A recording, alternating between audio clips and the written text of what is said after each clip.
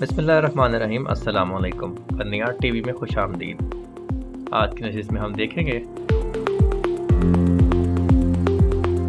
Pakistani company کی جانب سے موبائل فون برآمدات شروع، اسوس برانڈ کی پاکستان آمد،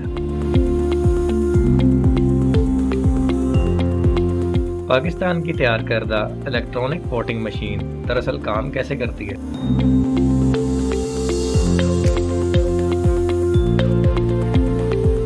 دراز نے حاصل کیے ای مال اور سی ایس آر کیٹیگری میں بڑے ایوارڈ،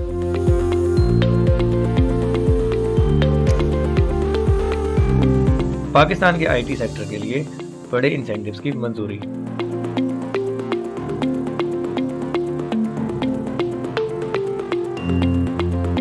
اگر پاکستان آئی ٹی سے استفادہ حاصل کرے تو وہ ایک نئے دور کی جانب تیزی سے گامزن ہو سکتا ہے۔ صدر عارف علوی۔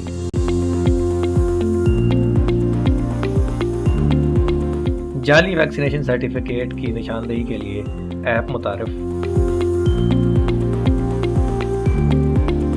بڑھتے ہیں تفصیلات کی جانب۔ سب سے پہلے بات کریں پاکستان میں بنائے جانے والے فون یعنی کہ میڈ ان پاکستان فونز کی۔ انووی ٹیلی کام پرائیویٹ لمیٹڈ پاکستان کی ایک کمپنی ہے جس نے اپنا مینوفیکچرنگ پلانٹ کراچی میں لگایا۔ اس کے نتیجے میں کچھ ہی مہینوں میں انہوں نے موبائل فون تیار کرنا شروع کیے اور وہ موبائل فون مشرق وسطیٰ میں برآمد کرنا شروع کر دیے۔ اس معاملے میں تھوڑی سی کنفیوژن ہے عوام کے اندر کہ کیا پاکستانی کمپنی نے یہ فون بنائے، انووی ٹیلی کام کی کیا اپنے یہ فون ہیں، اور جس طرح کیو موبائل تھا پاکستانی برانڈ، اس طرح کا کیا ہے کوئی برانڈ ہے؟ اگر ہے تو اب تک پاکستان میں اس طرح کے فون کیوں نہیں دیکھنے میں ملے؟ بات دراصل یہ ہے کہ یہ کمپنی ایک مینوفیکچرنگ کمپنی ہے جو مینوفیکچرنگ پلانٹ چلاتی ہے۔ یہ خود کوئی اسمارٹ فون برانڈ نہیں ہے، یہ ہواوے اور سونی کا پارٹنر ہے اور وہ ان کے برانڈڈ فونز پاکستان میں بناتی ہے۔ جس طرح سیمسنگ ایک برانڈ ہے اور اس کے فونز ہمیں کئی ویریئنٹس میں ملتے ہیں، ہمیں کورین ویریئنٹس ملتے ہیں، میڈ ان کوریا، ہمیں میڈ ان چائنا، اور اس طرح کے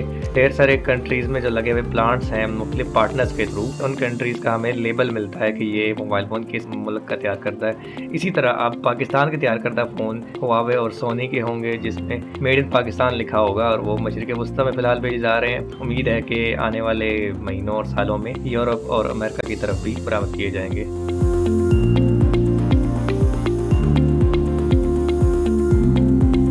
آگے بڑھتے ہوئے آپ کو بتائیں کہ ایسوس ایک بہت بڑا کمپیوٹر برانڈ ہے جو لیپ ٹاپ اور دیگر ڈیوائسز بناتا ہے۔ وہ اب پاکستان میں اپنی ایکوپمنٹس قانونی طور پہ سپلائی کرے گا، اور اس کے لیے اس نے ایک پارٹنر کا سہارا لیا ہے۔ جیسے بہت ساری بڑی بڑی کمپنیاں ہر ملک میں ڈائریکٹ نہیں اپنا پلانٹ لگاتی ہے، اپنے آفیسز کھولتی، وہ اپنے پارٹنرز کے ذریعے سپلائی کرتی ہیں اپنے پروڈکٹس کو لوکل مارکیٹ کے اندر۔ ٹیکسیرت نامی ایک کمپنی ہے انہوں نے جس کے ساتھ پارٹنرشپ کی، اور اس کے نتیجے میں اب ٹیکسیرت کے ذریعے ہمیں ایسوس برانڈڈ لیپ ٹاپ پاکستان میں ملیں گے اور اس کے آفٹر سیل سروسز بھی ملیں گی۔ یہ انتہائی خوشی کی خبر ہے۔ جس طرح سے سیمسنگ کی آمد کی ہم خبریں سن رہے ہیں، چائنیز برانڈ ہے وہ پاکستان میں آلریڈی آ چکے ہیں، تو اسی طرح کی جب بڑے بڑے برانڈ پاکستان آئیں گے تو ہمیں لیپ ٹاپ اور فونز کی قیمتوں میں کمی ہوتی ہوئی نظر آئے گی اور ہمیں آفٹر سیل سروسز دستیاب ہوں گی۔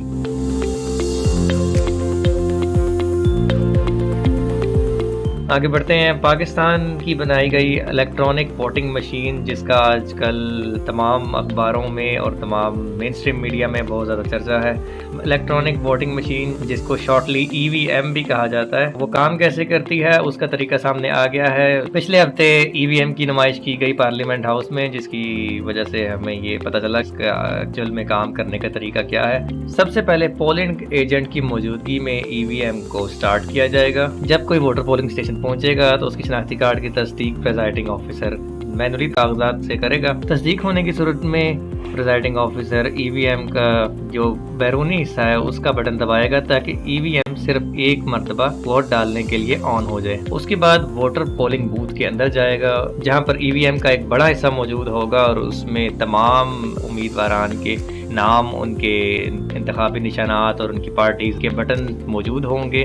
جس بھی امیدوار کو ووٹ ڈالنا چاہتا ہے اس کا بٹن دبائے گا۔ اس کے بعد ای وی ایم ایک بیلٹ پیپر جاری کرے گی جس پر تمام تفصیلات درج ہوں گی۔ होगी, बशमूल ये कि किस उम्मीदवार को वोट डाला गया। वोटर इस बैलेट पेपर को लेके बैलेट बॉक्स में डाल देगा। ईवीएम का बड़ा हिस्सा जो वोट डालने के लिए इस्तेमाल हुआ था वो इसके फौरन बाद बंद हो जाएगा। यही अमल तमाम वोटर्स के लिए दोहराया जाएगा जब तक कि पोलिंग का टाइम खत्म नहीं हो जाता। पोलिंग एजेंट्स की मौजूदगी में वोटिंग मशीन को सील कर दिया जाएगा। इसके बाद नतीजे की दरियाफ्त दो सूरतों में हो सकती है। एक ये कि मशीन खुद बताए कि कितनी दफा किस उम्मीदवार का बटन दबाया गया, और दूसरा ये कि जो manually ballot papers ballot box में डाले गए थे उनकी हाथ से गिनती की जाएगी। जब से तहरीक इंसाफ की हुकूमत इक़्तिदार में आई है, उनका भरपूर इस मामले पर जोर है कि इलेक्ट्रॉनिक वोटिंग मशीन मुतारिफ करवाई जाए और इलेक्शन को डिजिटाइज किया जाए ताकि धांधली के मौके कम से कम हो सके, इलेक्शन फ्री एंड फेयर हो सके। ईवीएम इसी सिलसिले की एक कड़ी है जिसे कॉमसिट यूनिवर्सिटी और दीगर यूनिवर्सिटी के ताउन से तैयार किया गया है। हम उम्मीद करते हैं कि इस तरह की डिजिटाइजेशन के जरिए इलेक्शन फ्री एंड फेयर हो सकेगा।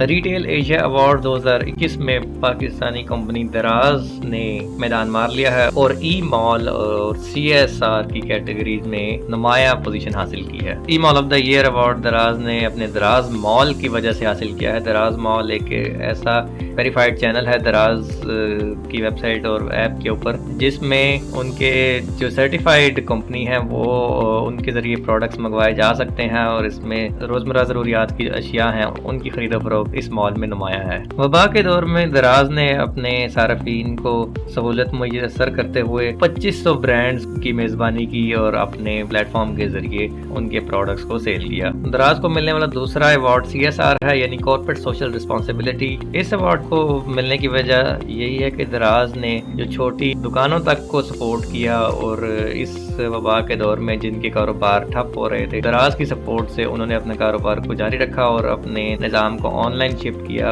अपने तमाम तर डिलीवरीज ऑनलाइन की और अपनी कंपनियों को डूबने से बचाया। आगे बढ़ते हुए आपको बताएं कि अमीन उल हक जो कि IT मिनिस्टर हैं पाकिस्तान के, उन्होंने ऐलान किया कि IT सेक्टर के बहुत अरसे से पेंडिंग मसाइल हैं उनका हल किया गया है, उनको इंसेंटिव दिए गए हैं गवर्नमेंट स्कीम्स में। इसमें सबसे बड़ा पॉइंट ये है कि IT की टैक्स डेफिनेशन को बहुत ज़्यादा इन्हेंस किया गया है और इसके अंदर जो IT के दीगर शोबाजात हैं उनको मुकम्मल तौर पर शामिल किया गया है। इसमें बरामदात को बढ़ाने के लिए कंपनियों को इनामात से नवाजने पर भी जोर दिया गया है। उनका मजीद ये कहना है कि बरामदात से हासिल होने वाली कमाई का 1% हर साल सॉफ्टवेयर टेक्नोलॉजी पार्क्स को लगाने में इस्तेमाल किया जाएगा ताकि मुल्क में IT स्किल्स को बढ़ाया जा सके। मजीद ये कि बैरून मुल्क की ऐसी कंपनियां जो पाकिस्तान में काम कर रही हैं उनको सपोर्ट करने के लिए बहुत से पॉइंट रेज किए गए। इस तमाम तरह के नतीजे में पाकिस्तान का IT सेक्टर बहुत बूस्ट करेगा और पाकिस्तान में फॉरेन डायरेक्ट इन्वेस्टमेंट आने के बहुत सारे चांसेस होंगे।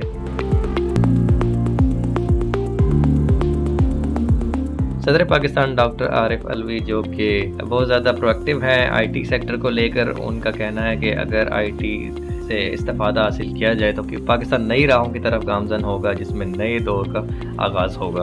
उनका कहना है कि मवासलात के ज़रिए मालूमात तक रसाई बहुत ज़्यादा आसान हो चुकी है इंटरनेट के आने के बाद। उन्होंने अपने खिताब में इस बात पर तवज्जो दिलाई कि जहाँ वबा के बायस बहुत सारे मसाइल पैदा हुए हैं वहाँ इंटरनेट की वजह से बहुत सारे नए मौके पैदा हुए हैं। उन्होंने इस बात पर जोर दिया कि पत्थर के ज़माने के मंसूबों को छोड़ के अब हमें नए दौर के तकाज़ों के मुताबिक डिजिटाइजेशन पर काम करना चाहिए। इस मौका पर मौजूद सईद अमीन उल हक जो कि IT मिनिस्टर हैं, उनका कहना है कि टेक्नोलॉजी के जरिए हुकूमती निज़ाम को बेहतर बनाया जा सकता है। वफाकी वज़ीर बराए तालीम का कहना है कि वबा के बाद तालीमी शोबे में टेक्नोलॉजी का इस्तेमाल भरपूर देखने में आया है और तालीमी निज़ाम बेहतर बनाया जा रहा है। इसी मौके पर वज़ीर रेलवे आज़म खान स्वाति भी मौजूद थे और उन्होंने पाकिस्तान रेलवे का टेक्नोलॉजी का इस्तेमाल के बारे में बताया। पाकिस्तान रेलवे हालिया सालों में तमाम तर चीज़ों को डिजिटाइज कर रहा है और इसकी टिकटिंग ऐप आवाम में बेहद मकबूल है। आवाम लाइनों में लगकर टिकट लेना पसंद नहीं करती बल्कि घर बैठे ऑनलाइन टिकट रिसीव करना ज़्यादा पसंद करती है।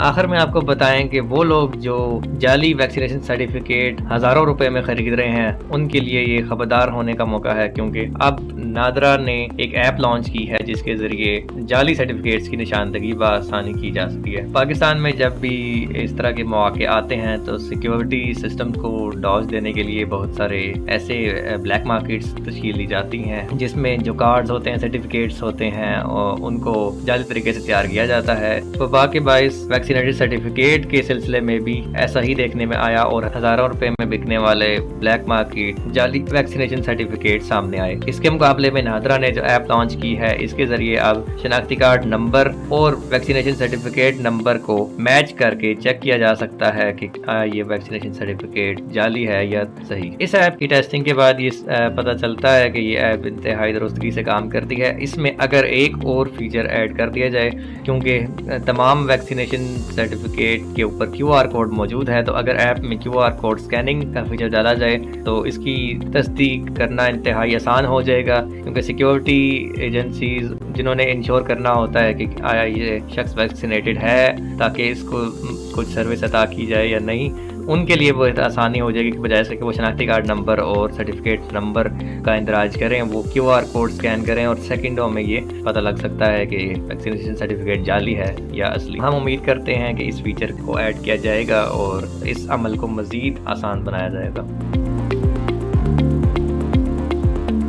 इसके साथ ही आज की नशिस्त अपने इख्तिताम पर पहुंची। जाने से पहले हमेशा की तरह हम आपको याद दहानी कराते चलें कि सुख बटन, घंटी की अलामत, अंगूठों को निशानात और तबसरा खाने का भरपूर इस्तेमाल कीजिए। शुक्रिया।